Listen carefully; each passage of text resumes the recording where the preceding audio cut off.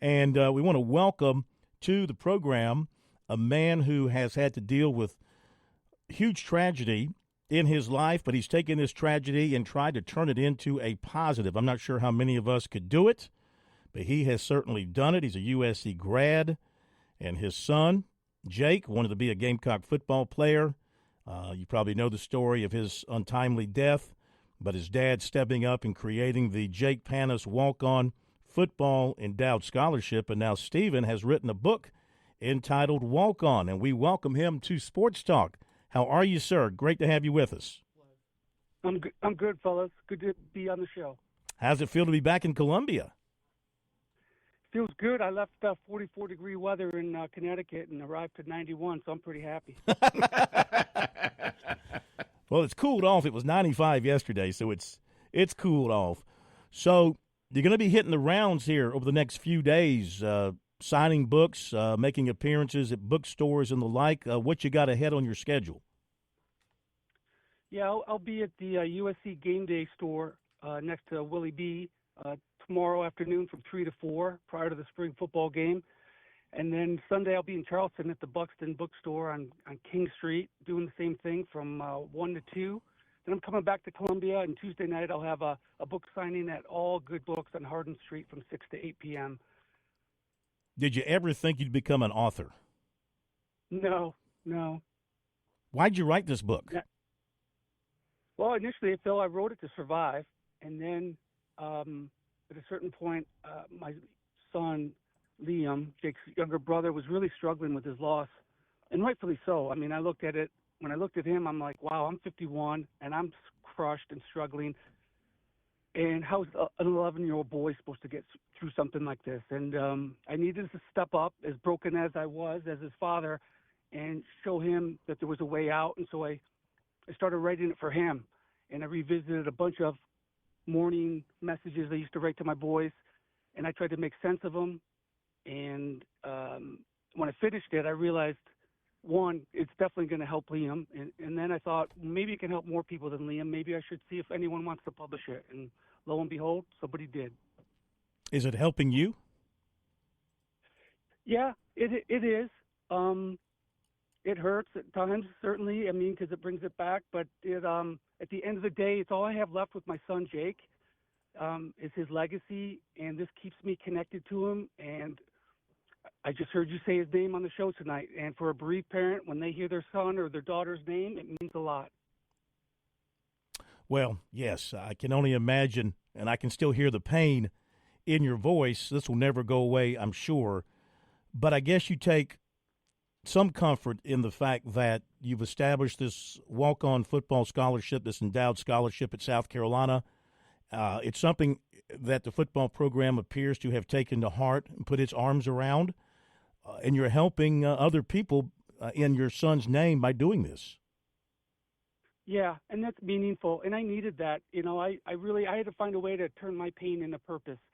And when I awarded that first scholarship here at South Carolina to Matthew Bailey, the long snapper, and he came forward and we hugged, and I saw the look in his face and the joy, and I saw my son in his face, and it just meant a lot. And in that moment, I realized, wow, this is Jake still shining his light upon people, and I can be his God messenger, if you will, and keep doing that good work that he would be doing if he was here. So it is meaningful to help people.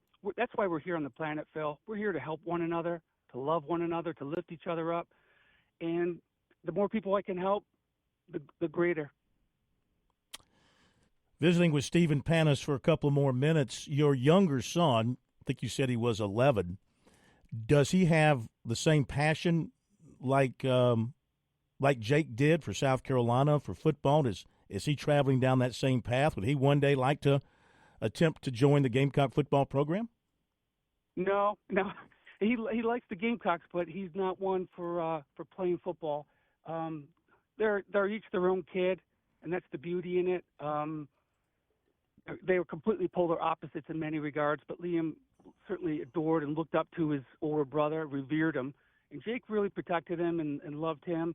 But they had different interests. Liam's certainly a Gamecock. He wears the clothing proudly up in Connecticut, especially after the women's national championship. He went to school Monday wearing Gamecock clothes. But they're each their own kid, and that's the beauty of it. And I just want to see Liam have a good life and be successful in whatever he wants to do.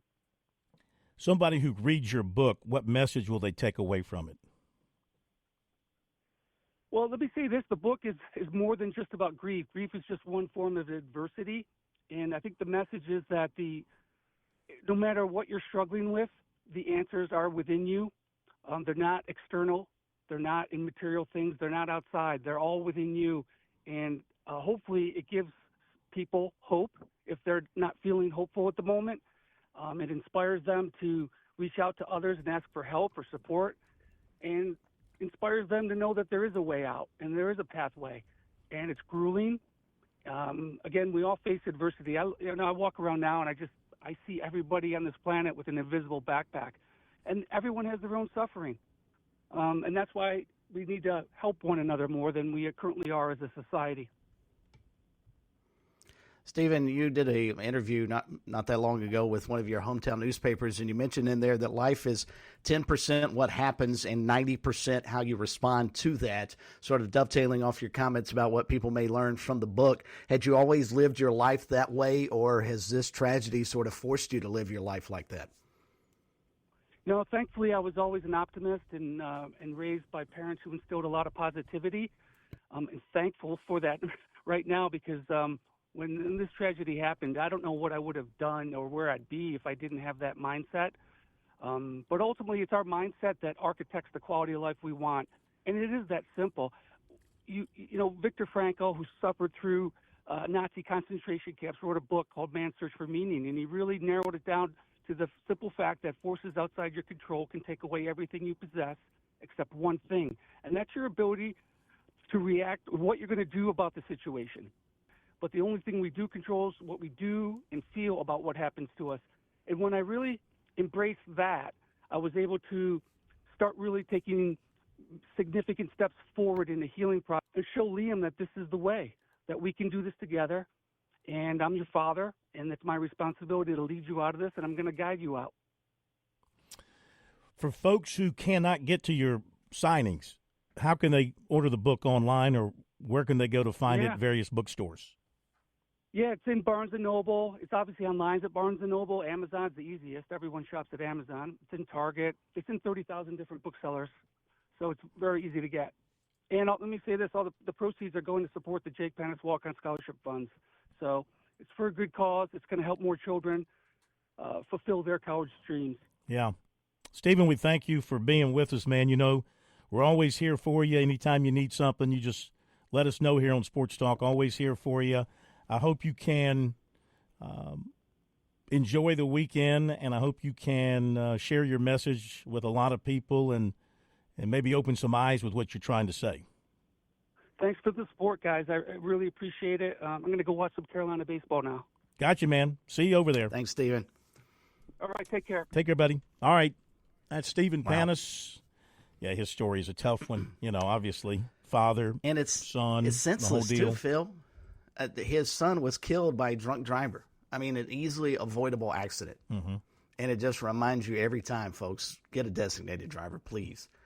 You don't want to put a family member into the situation that Stephen Panus is going through, losing his son. I'm not a parent. Phil, you are. I can't imagine the grief of having to bury your child.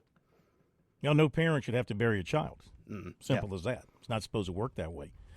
All right, we thank Stephen for being with us.